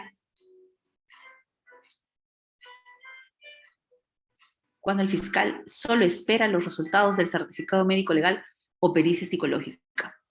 Claro, la idea es que la abogada de la parte agraviada, en este caso ya cuando nos vamos al tema penal, aquí hay que, miren, es una respuesta tal vez fuera de los parámetros, porque yo sí he visto casos de jueces que sí validan algunas situaciones y que dicen, bueno, el testimonio es claro como tal, pero va a depender mucho, lastimosamente, del sistema como tal, en qué corte estás litigando, porque hay algunos jueces que sí son más coherentes con el tema de la no revictimización, ¿no? Ahora, respecto a los certificados médicos legales, si existe algún cuestionamiento sobre ellos, también se puede tener esa línea dentro de los recursos que se pueden interponer para cuestionar esos certificados médicos legales, ¿no? Sé que todavía la línea es compleja aquí porque si se da una revictimización es imposible, tenemos muchos documentos como Say dice, que nos dicen la no revictimización. Sin embargo, a la luz de los hechos, no se ha podido eliminar esa no reivindicación hasta que esas instituciones no coordinen como tal y que se tenga para mí una sola cámara gestel, ¿no? En donde se tenga que dar ahí y que no esperemos, y para esto tenemos lastimosamente que tener un cambio normativo. Ni siquiera es solo la intención de un buen magistrado, es tener un cambio normativo que te permita eso, que sea, ni bien tenemos a la víctima, que sea ese primer contacto, que se dé un correcto, que entre directamente a cámara gestel y que tengamos ahí al fiscal y que tengamos al efectivo policial y que se pueda eso convalidar en sede judicial. Eso es lo que es correcto. Más allá de volverle a preguntar, porque, mire, en la repregunta es donde empiezan a ver, tal vez, producto del trauma psicológico, si es que se llegó a tener un trauma psicológico, o también producto de que la misma memoria elimina algunos recuerdos fatídicos y luego se va recordando a la luz del siguiente evento. Ya la defensa del imputado lo que hace es, en la primera y en la segunda actitud es contradictorio, señalan incluso, dicen, se empieza a generar contradicción en el testimonio de la víctima entre una u otra declaración. Entonces, eso sí es bastante... ¿Alguien se lleva con presencia del juez? Claro, Ever Lima, lo que pasa es que, por ejemplo, aquí hemos tenido casos en que en el Ministerio Público se da y no es con presencia del juez. Entonces, por ejemplo, miren, en un caso específico en El Porvenir hemos tenido de ello, y que se cuestiona eso, si en el sistema como tal se puede lograr esa armonía, es que efectivamente ahí sí tendríamos, es lo que se aspira, lo que se pretende es eso, ¿no? ¿Qué dice? Buenas noches. No, sin necesidad de abogado, no. Miren, en el tema, no quisiera entrar tanto al ámbito penal, vamos a hablar un poco más del tema del ámbito de protección. Recordemos que existen dos ámbitos dentro de lo que es violencia. Tenemos el ámbito de protección y el ámbito penal. Uno no depende del otro, son ámbitos independientes. Uno lo ve, los juzgados de violencia, en específico como subespecialidad, ven el tema específico del otorgamiento de medidas de protección, y el ámbito penal ya se encarga justamente de ver el tema de la sanción, de ese espacio que te da mayor espacio probatorio para poder determinar si es que ha existido la violación como tal o no. Miren, justamente cuando yo les decía en el tema de qué ves, en este caso, es que nos estamos guiando justamente por estereotipos de género que vienen a ser una violación de derechos humanos, que es asignar a una persona determinada atributos, características, funciones específicas únicamente por su pertenencia a un grupo social, ya sea masculino o femenino, y su utilización es dañina cuando genera violaciones de derechos humanos y libertades fundamentales. Por ejemplo, la CEDAW en el numeral 5 nos dice: los estados tomarán todas las medidas apropiadas para modificar los patrones socioculturales de conductas de hombres y mujeres con miras a alcanzar la eliminación de perjuicios y las prácticas consuetudinarias y de cualquier otra índole que estén basados en la idea de inferioridad o superioridad de cualquiera de los sexos o funciones estereotipadas entre hombres y mujeres. Entonces, este estereotipo de género se va a dar en específico cuando ya a través, por ejemplo, del quehacer judicial, se da una violación de derechos humanos por atribuir ciertas características referidas a hombres o a mujeres. Y aquí es importante, por ejemplo, señalar también que este informe 2020 de la Comisión Interamericana de Derechos Humanos nos dice que se ha determinado, y eso sería un estereotipo también, decir, por ejemplo, que hogar como tal era ese ámbito de protección en el que, o era considerado un ámbito de protección en el que incluso la Constitución protege a la familia como tal, referida a este núcleo de protección que se da dentro del hogar. Sin embargo, el informe 2020 de la Comisión Interamericana de Derechos Humanos nos dice que el hogar más bien ha pasado a ser el espacio en el que se dan mayores índices de violencia. Ojo con eso, porque lo que estamos haciendo prácticamente es eliminar un estereotipo referido al hogar. pensamos o consideramos que el hogar es el espacio de protección. Sin embargo, los índices estadísticos nos muestran que donde hay mayor violencia sexual incluso es dentro del hogar. Y esto es terrible, es un dato que golpea y que nos lleva también a la reflexión respecto al trabajo que viene realizando el Estado para poder eliminar y erradicar la violencia dirigida, en este caso, a la mujer y a los integrantes del grupo familiar, o en general respecto a la violencia de género. Y sobre eso, miren, para no irnos irnos de la idea un poco, respecto a los estereotipos que les había mencionado, quiero mostrarles esta sentencia. A ver si la tengo. Miren, aquí la tengo.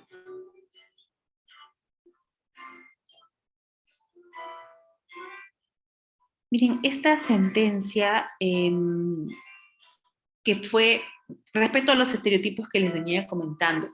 Miren, por ejemplo, el 8 de octubre del año 2020, un juzgado penal colegiado superprovincial transitorio de zona sur de Ica absuelve a una persona acusada del delito de violación sexual por faltas de suficiencia probatoria. Esta resolución se dicta en el expediente, sería bueno también que lo ubiquen en el internet, el 2822-2019-90. Un expediente bastante polémico, ha causado efectivamente mucha polémica por haberse utilizado entre líneas algunos argumentos estereotipados para absolver a la víctima. Miren, por ejemplo, lo que dice en este caso de esta violación sexual que se produjo en Ica, en la zona sur, claro, en la zona sur de Ica, en el que el informe, incluso el informe el que describe la bióloga, en este caso forense, dice, como bióloga tenía que haber hecho un análisis exhaustivo, claro, y determinar en su informe todas las características propias, por ejemplo, de la forma de vestir de la víctima, cómo tenía, qué llevaba puesto en ese momento, si se daba rasgos de sangre, si estaba rasgada la vestidura, o todo lo que correspondía a la bióloga forense analizar en este caso. Dentro de ese análisis que ella hace en este informe, también se anexa el examen psicológico de esta víctima de violencia sexual. En este caso, miren, el examen determina que la mujer tenía una falta de comunicación asertiva, que la víctima tenía una capacidad tal vez disminuida respecto a poder decir de manera contundente un sí o un no, por ejemplo, y determinaba que tenía una imagen tímida, se podía señalar que coincidían con señalar que era un comportamiento de una mujer tímida. Por un lado, por el tema del informe biólogo forense, que estaba correcto, porque ese dictamen era coherente con la función que tenía que realizar esta bióloga. Sin embargo, miren, el juez, que en este caso, bueno, era un colegiado, que creo que era, no recuerdo si estaban conformados todos por mujeres o por hombres, pero indistintamente, como ayer nos comentaban, que sea una juez mujer o hombre no elimina los estereotipos, no te asegura de que una causa resuelta por una mujer no va a tener o no va a conllevar carga estereotipada. Puede ser que sí la tenga. ¿Sí? No depende del sexo de la persona o del juez o del funcionario, va a depender mucho de este patrón cultural que les rige. Miren lo que dice este juez, dice, según el dictamen de la bióloga, la truza femenina de color rojo con encaje en zona delantera, blondas en contorno en la pierna, resulta extraño que la supuesta personalidad que presenta la misma, es decir, una personalidad tímida, no guarda relación con la prenda íntima que utilizó el día de los hechos, pues las máximas de la experiencia, miren ustedes cómo aquí los magistrados señalan que las máximas de la experiencia prácticamente tienen un contenido bastante lleno de estereotipos y de patrones culturales que afectan y violentan derechos humanos. Entonces, yo no me puedo someter a decir las máximas de la experiencia con un contenido altamente vejatorio. En este caso, el referirse a la forma de vestir de la víctima no era coherente con en este caso, con el proceso penal, porque aquí lo que se quería identificar era efectivamente si es que hubo o no violación sexual, y para eso hay pruebas específicas que no están determinadas por la vestidura que llevaba en ese momento la víctima. Igual que en el caso del agresor, tampoco tendríamos por qué detenernos en analizar la forma de vestimenta que llevaba el agresor. No es determinante. Entonces, aquí sí podemos ver, por ejemplo, una sentencia que obviamente luego fue anulada, pero que el colegiado analiza sus máximas de la experiencia para, de alguna manera, eh, ¿cómo podemos decir? Llenarlo de un velo, tal vez, que le dé una razón de justificación para emitir un fallo absolutorio y señalar o atribuir que la mujer había ido predispuesta a mantener relaciones sexuales por la forma como fue vestida al momento de realizarse esta violación sexual. Entonces, este tipo de situaciones que incluso, miren, este fallo se dio, o esta respuesta se da en el año 2020, o sea, octubre del 2020, eso es ahorita que se ha emitido este fallo, y eso es lo que nos alerta, porque decimos, hey, lo que pasa es ahorita, o sea, en plena pandemia se emitió esta decisión. Entonces, los avances no son no estamos avanzando al nivel que se debe respecto a cambiar esos patrones culturales, sobre todo dentro de aquellas personas que sí tienen la decisión de las vidas, sobre todo de la justicia del país. Y miren, tenemos aquí otro caso en la Sala Penal Permanente, en la casación 1422-2018.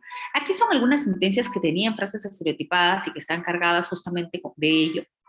Miren, la violación sexual de menor de edad, principios de legalidad y proporcionalidad y merecimiento deontológico de la pena.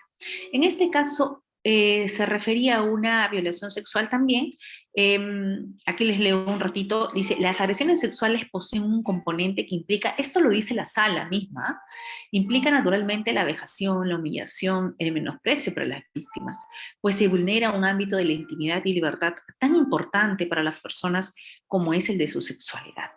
La dignidad siempre resulta mellada, las violaciones sexuales per se son hechos graves, gravísimos, por lo que la intervención mínima del derecho penal no constituye una limitación material y o formal para aplicar una pena severa y con pleno respeto del ordenamiento jurídico. Es imperiosa la consolidación del ordenamiento jurídico y el trato adecuado respecto a la resocialización adecuada o beneficios que se puedan dar al reo y a la sociedad.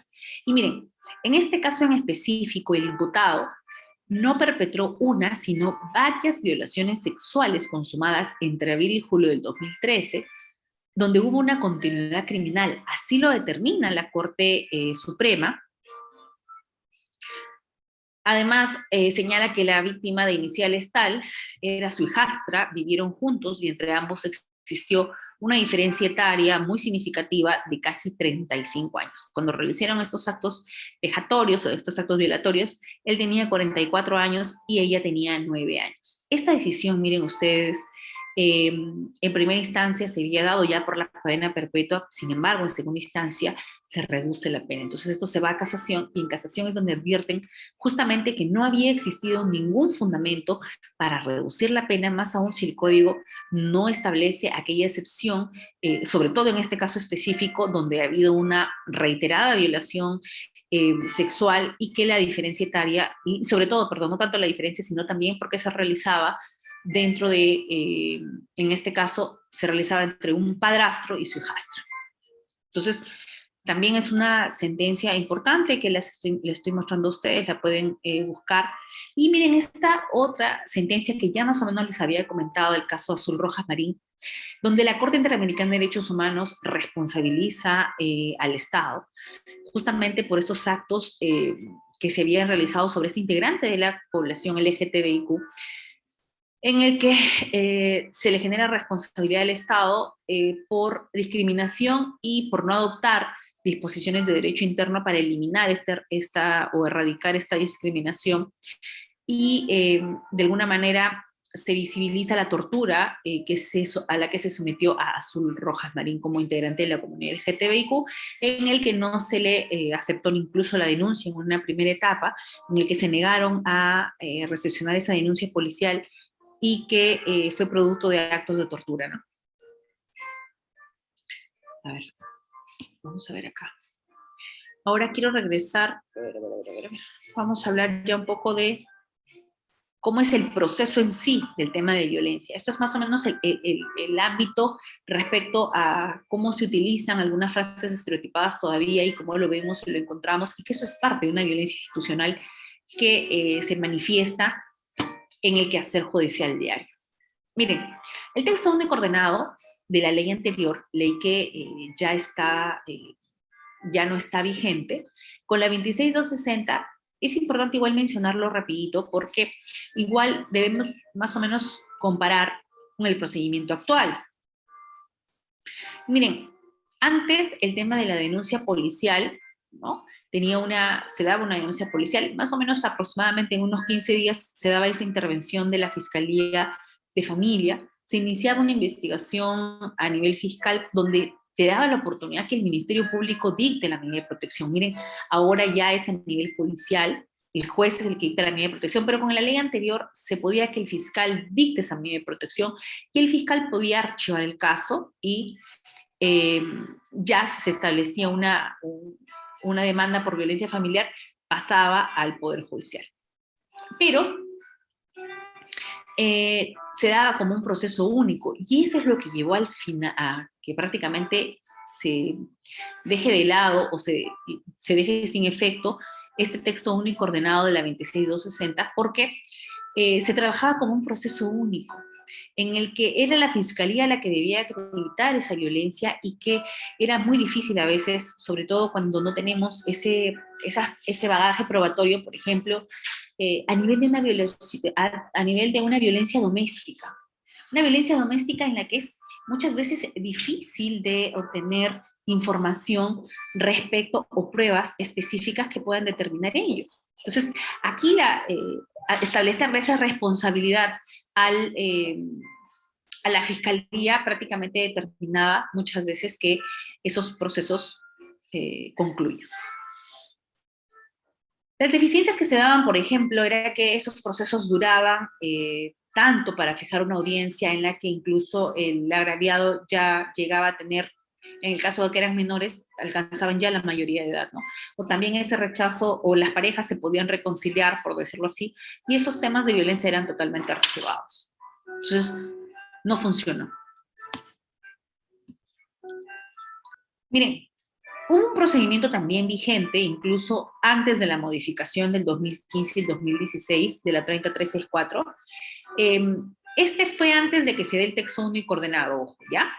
En este caso ya hubo un intento de querer, de alguna manera, tener una ley que permita que estas audiencias no sean con tanto tiempo de diferencia, ¿no? Muchas veces incluso ya el tema es irreparable.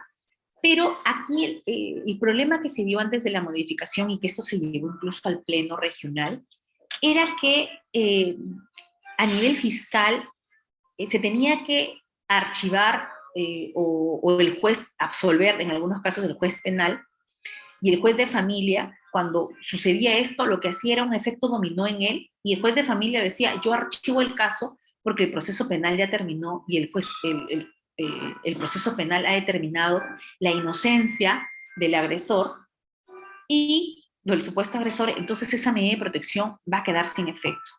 Entonces, miren, esta situación perjudicaba a la víctima muchas veces, porque si bien es cierto, no podemos determinar la culpabilidad o no del agresor en el ámbito penal, pero eso no significaba que inmediatamente la medida de protección va a dejarse sin efecto. Eso es lo que se dio cuenta incluso el doctor Alex Plácido cuando solicitó un pleno en específico sobre ello, es que no se daba una correcta protección. Entonces, ¿qué se hizo? Miren, se dio la modificación, aquí lo tenemos, la modificación, era que recibida la denuncia policial se van a remitir las copias, tanto a la Fiscalía Penal para que se inicie ese proceso penal del que estamos hablando, de las actuaciones, de cómo este proceso penal se va a llevar a cabo, y es un ámbito independiente de los que les comentaba anteriormente. Es separado, es por ámbitos, por paralelo, respecto a un proceso de un ámbito de protección como tal.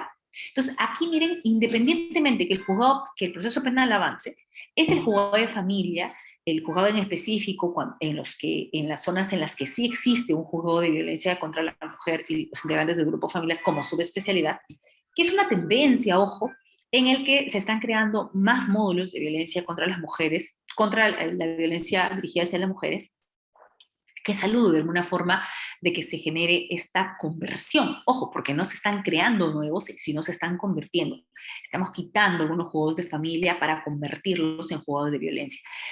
Lo que hay también algunas personas que están en contra de ello, porque es decir, doctora, estamos arribando a una justicia especializada, a una justicia dirigida al tema de familia, estamos quitando juzgados de familia para crear juegos de violencia. Entonces, lo que debería darse, en todo caso, según la carga, o según no solo un análisis frío de carga procesal, sino también de análisis de una especialización adecuada, sería la creación de nuevos órganos jurisdiccionales, en específico de violencia y en específico de familia. Pero miren, en el tema, ya con el texto único ordenado, lo que hace el juego de familia ya es dictar las medidas de protección y medidas cautelares. Entonces, ellos dictan esas medidas de protección y esa medida de protección va a seguir vigente mientras permanezca el riesgo. Ojo, si el riesgo no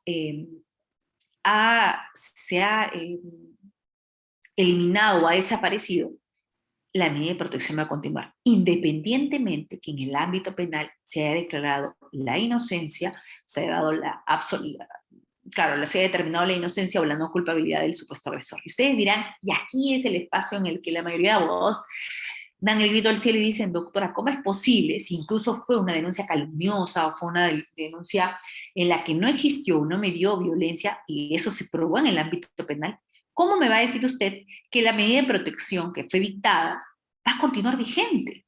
Si ya en el ámbito penal se ha determinado que no. Eso es algo que la sociedad tiene que entender, que el ciudadano de a pie tiene que entender, que los abogados debemos comprender, que el texto único ordenado establece este proceso por ámbitos o paralelos, independientes, no hay efecto dominó. Aquí no significa que si yo no logré probar que existía o que se da una violencia como tal y que te conviertes en un agresor con una sentencia condenatoria, no significa que esa medida de protección, que el objeto de protección que buscaba, valga la palabra, proteger, no era específicamente determinar o no la culpabilidad del agresor, sino lo que pretendía era proteger esos derechos fundamentales de aquella víctima, de aquella persona en situación de vulnerabilidad, que de no hacerlo, porque esa es una medida de protección de manera inmediata, como es algo, una actuación rápida, una atención con una atención preferente, diferenciada también, para poder dotarle de esa medida de protección a la víctima. Entonces, eso no está determinado por el ámbito penal, sino por el ámbito de protección, que es el que estamos conversando en esta oportunidad. Y claro, el Pleno de Familia surgen nuevas ideas respecto a algunos cuestionamientos. Por ejemplo, doctora, procede ahora, y eso es un caso que ha llegado, y les voy a compartir ahorita, si lo tengo aquí, un caso que llegó al Tribunal Constitucional justamente por eso, porque hubo una persona que dijo, hey, si el decreto legislativo 1470, por ejemplo, que es el que pueden ver aquí, nos decía de que vamos a primar con el mínimo formalismo, vamos a hacer un trabajo excepcional de alguna manera en el que, por ejemplo, se permite el traslado de los jueces y las juezas a las comisarías para dictar las medidas de protección. Por ejemplo, se va a permitir de que se prescinde de una audiencia determinada para emitir una medida de protección, se va a permitir de que se dicte incluso una medida de protección sin tener a la mano una ficha de valoración de riesgo. Y sé que eso es alarmante para muchos, dicen, doctoras, pero ¿cómo es posible que se dicte una medida de protección si no tenemos informe psicológico a la mano, no tenemos documento? Entonces, está diciéndome prácticamente que el juez puede dictar una medida de protección solamente con la declaración de la víctima, doctora. ¿Y acaso es una declaración coherente, es una declaración que me permita tener una convicción tal de poder otorgar una medida de protección solo con la declaración, incluso prescindiendo de una audiencia en que el que no le doy derecho a la otra parte para que pueda decir sus argumentos? Estamos hablando de la audiencia del ámbito de protección, no la audiencia del ámbito penal. Y eso sucede, doctores, claro que sucede. Ahora, dentro de ese margen discrecional, que sobre todo en el tema de familia es un margen discrecional tan amplio, para poder otorgar una medida de protección. Porque, ojo, el texto único ordenado nos establece parámetros, pero de manera general. Yo no tengo parámetros específicos que me digan a mí, yo emito una medida de protección siempre y cuando se cumpla este o tal o cual supuesto. Entonces, ese margen discrecional del juez obliga de alguna manera a que yo tenga una mayor motivación de mi decisión judicial.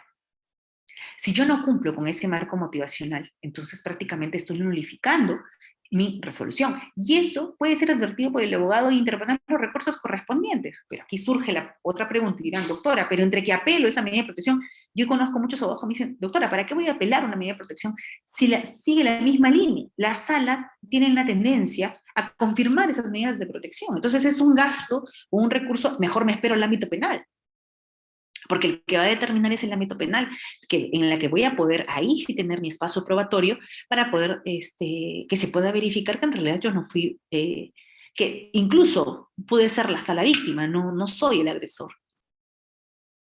Ahí considero que lo que está faltando es un poco de capacitación de los jueces, por un lado, también un trabajo más coordinado con el Ministerio Público, con la policía, que son los que de inicio reciben estas denuncias en algunos casos, porque ustedes saben que ahora está habilitado todo, puedes hacer una denuncia de violencia en los juegos de familia, en las comisarías, centros de emergencia mujer, en toda institución tú podrías, incluso en los gobiernos regionales y gobiernos locales, se puede plantear el tema de las denuncias o se puede noticiar el tema de la violencia dirigida a la mujer o los integrantes del grupo familiar. Entonces, nos lleva a la reflexión nuevamente. ¿Acaso se estaría afectando derechos constitucionales, sobre todo en el tema de la defensa, con la vigencia de este decreto 1470, con la vigencia de este texto único ordenado? Y miren la respuesta, la vamos a ver aquí. Quiero verlas. Bueno, este es el acuerdo plenario que les dije a ustedes, búsquenlo, es importante que lo lean, del 14 y 15 de octubre del 2020. Todavía no tengo la diapositiva respecto a los acuerdos plenarios que han llevado, pero creo que acá a ver si les verifico, acá sí tengo una respuesta más o menos de la tendencia mayoritaria del Pleno Nacional de Familia. Vamos a tener que hacer otro evento para poder analizar este pleno tan importante. Miren, aquí lo tengo. Por ejemplo, miren, uno de los que tuvieron mayor votación en el Pleno Nacional de Jurisdiccional sobre la Violencia contra la Mujer, por ejemplo, miren, se preguntaban, ¿corresponde la acumulación de procesos en fase de protección tutelar en casos de violencia cuando, por ejemplo, dice acá, ¿no? Sí corresponde la acumulación de denuncias en fase del proceso de protección tutelar de los procesos por violencia contra las mujeres y los integrantes del grupo familiar cuando existen denuncias mutuas por violencia entre las partes implicadas. Procede dicha acumulación en tanto se dé entre las mismas partes o en relación con sus hijos o hijas menores de edad. Su objetivo es evitar la revictimización de las personas agraviadas, sobre todo cuando estén en relación con la aplicación de la sustitución o ampliación de las medidas de protección y o cautelares dictadas, o dejar sin efecto las mismas. Esta acumulación debería realizarse ante el juzgado que conoció la primera audiencia. Y miren acá, vamos a ver el otro caso, donde decía indistintamente en el juez que caiga, pero acá dice, ante el juez que realizó la primera. Dice, esta acumulación debería realizarse ante el juzgado que conoció la primera denuncia, tomando en cuenta las relaciones de poder, discriminación y o vulnerabilidad en que puedan encontrarse las víctimas de violencia, así como para un abordaje integral de dicha problemática. De verdad que en este caso que han tenido 14 votos, nos sorprende un poco, ¿no? La actuación de decir, bueno, sí vamos a acumular, pero estamos determinando en razón de qué juez va a tener que llevar a cabo esta acumulación y sobre todo porque dice va a primar el tema de la no revictimización. Miren, otra de las conclusiones fue, si las medidas de protección y las medidas cautelares dictadas en el marco del decreto 1470, este decreto que lo pueden ver aquí ustedes, el anterior es este. A ver, vamos a ver. En este 1470 que ha sido tan cuestionado, pero de alguna manera este 1470 se vio porque en el tiempo del COVID no había otra forma. Si había una inamovilidad total, entonces, ¿cómo podíamos garantizar el acceso a la justicia? Pero, obviamente, siempre hay abogados que pueden llevarlo al límite y hay jueces que simplemente dijeron, bueno, con la sola declaración yo evito mi medida de protección y punto, no hago mayor motivación. Miren, las medidas de protección y las medidas cautelares dictadas en el marco del 1470, norma que establece los lineamientos para garantizar la atención y protección de las víctimas de violencia durante el estado de emergencia sanitaria declarada por el COVID-19, deben ser dictadas interpretando el artículo 4 de dicho decreto legislativo de manera sistemática con los principios rectores y enfoques que describe la 30364. ¿A qué principios se refiere? Miren, acá está. Vamos a ver, acá está. Principios La 30364 ya, la novedad que trae justamente es que genera una autonomía del derecho, en el caso de violencia, de la especialidad de violencia, justamente por los principios que trae. Miren, principio de igualdad y no discriminación, principio de debida diligencia estatal, principio de intervención inmediata y oportuna, principio de interés superior del niño, el principio de sensibilidad y oralidad, justamente referida a quién está dirigida. El principio de razonabilidad y proporcionalidad, sobre todo en el tema de medidas de protección y medidas cautelares. Porque en el tema de violencia es donde debo primar este principio de razonabilidad y proporcionalidad. Porque en muchos casos se da una medida de protección desmedida respecto a lo que se estaba solicitando en sí. ¿Bien? Entonces, esos principios son los que le dotan de esta real autonomía y también los enfoques. ¿Qué enfoques tiene? Enfoque de género, enfoque de derechos humanos, la tendencia a ser interseccional. Es decir, no solamente voy a determinar si es una violencia referida a las mujeres por temas, por ejemplo, referidos a su condición de mujer, sino voy a analizar que hay factores e identidades como, por ejemplo, la etnia, el color, la religión, la opinión política, el origen nacional, social, el patrimonio, el estado civil. ¿Por estado civil se puede discriminar? Sí. ¿Por orientación sexual? ¿Por su condición seropositiva? ¿Por su condición de migrante? ¿Por su condición de refugiada? ¿Por el tema de edad? Muchas veces por su condición etaria se puede determinar también situaciones de discriminación o de, en este caso, doble discriminación, o si lo quieren llamar ustedes de otra manera, pero la tendencia es hacer un análisis interseccional, hacer un cruce y verificar justamente que se pueden confluir más de un supuesto de vulnerabilidad. Tenemos este enfoque generacional también, claro, se ha visto reflejado incluso en el tema de la pandemia, muchas veces por haber señalado de alguna manera esta prioridad para algunos grupos etarios. El enfoque interseccional, el enfoque intercultural, el enfoque de integralidad también. Entonces, estos enfoques son los que han dotado de una real autonomía a lo que no se ha logrado con el derecho procesal de familia, pese a que ya hay una lucha de muchos años respecto a esta independencia, de sacar de una vez del Código Civil el derecho de familia, tener una normativa propia, tener un margen, también un cuerpo normativo sustantivo y también procesal, con reglas claras, para poder tratar de esa flexibilización que tanto hablamos, justamente en el ámbito de familia, también en el ámbito de violencia, y es que violencia con el texto único ordenado ha logrado, de alguna manera a nivel normativo, tener presente principios convencionales que son muy importantes y que antes algunos jueces no lo utilizaban y ahora sí lo vienen a utilizar. Utilizar el principio de igualdad y no discriminación, el principio de debida diligencia estatal tan importante, y con este principio de debida diligencia he tenido la oportunidad de escribir un artículo con el doctor Manuel Bermúdez Tapia. El doctor también, que es parte de este diplomado y que es del diplomado también que se avecina sobre violencia, en específico, el doctor ha tomado en claro cómo es este principio de diligencia, no solamente en los ámbitos de violencia, sino también en el ámbito del derecho a familia, sobre todo en el ámbito del derecho a la infancia, ¿no? Entonces, miren, aquí, en la respuesta que les estaba leyendo, se me fue aquí. A ver. Justamente decían que lo que se tenía que hacer es ese decreto tenía que ser analizado a la luz de estos principios.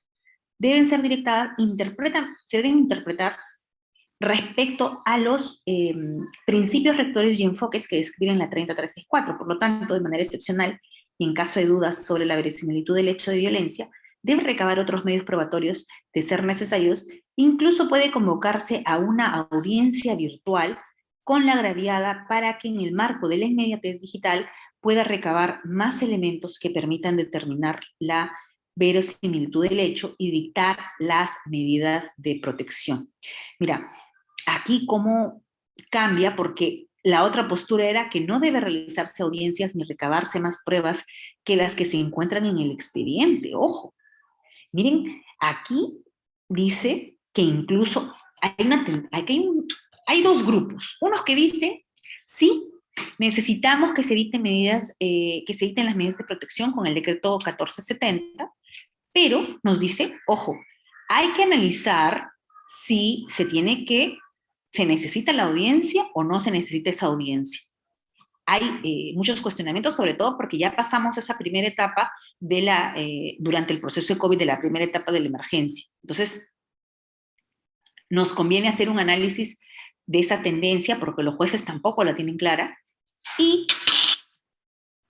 ya les voy a pasar, me comprometo con ustedes, pasarles las conclusiones finales. Eso todavía no ha sido publicado el documento oficial, pero miren aquí lo que sí está publicado y lo pueden analizar ustedes, es justamente este pleno jurisdiccional regional sobre violencia contra los integrantes del grupo familiar del 14 y 15 de octubre del año pasado, en el que, por ejemplo, dijeron, y esto fue un avance, cuando la evaluación psicológica no determina, por ejemplo, la pregunta 4, si la pueden ver ustedes ahí, dice, ¿qué pasa cuando la evaluación psicológica no determina indicadores de afectación psicológica o daño psicológico? Si no solamente establece una reacción ansiosa por los hechos acontecidos. Significa que no se han producido actos de violencia psicológica, ¿corresponderá o no emitir una medida de protección? Entonces, ese es el cuestionamiento que los propios magistrados se hicieron. Y dijeron, ¿nos permite, se nos habilita, si es que no tenemos en esa evaluación psicológica un indicador claro de afectación? ¿Necesitamos tener una afectación como tal para dictar una medida de protección? ¿O nos basta simplemente con la reacción ansiosa? Pero una reacción ansiosa que debe determinarse, que está relacionada con los hechos acaecidos o acontecidos. Esta decisión no fue adoptada en mayoría, miren, aquí están las respuestas. Esta decisión no fue por unanimidad, sino fue por mayoría, y creo que ya me están cortando. Sí, River, ya estoy, me indicas en tiempo. El Pleno acordó por mayoría, creo que han levantado la mano, pero no sé si cómo estamos en tiempo, River, porque me han mandado que ya me estoy excediendo, pero Sí, doctora, faltaría lo que, todavía 5 minutos. lo que quería concluir sobre todo es respecto a que a nivel judicial no existe una unanimidad, como de alguna manera es saludable, porque cada caso en concreto tiene que ser analizado. Sin embargo, todavía en el tema de violencia, pese a que tenemos ya un texto único ordenado que está vigente desde el año pasado, todavía siguen surgiendo dudas respecto a su aplicación, sobre todo en el tema del otorgamiento de medidas de protección. Entonces, eso es lo que nos tiene que llamar bastante a la reflexión, porque en este pleno, miren, desde el mismo 2020 hasta el pleno que se ha dado ayer, porque hemos tenido dos plenos regionales y un pleno nacional, que es el que ha culminado ayer, y que estamos a la expectativa de tener efectivamente cuál es el nuevo criterio que se está asumiendo respecto, por ejemplo, el tema de la acumulación. Es importante porque hay varios casos referidos a ellos y creo que nosotros como abogados, como abogados litigantes, como estudiantes, tenemos que conocer cuál es la tendencia a nivel eh, jurisprudencial, sobre todo, cuál es la tendencia a esta resolución de casos. Bien, Eric, ya, perdóname por haberte, te cedo el uso de la palabra.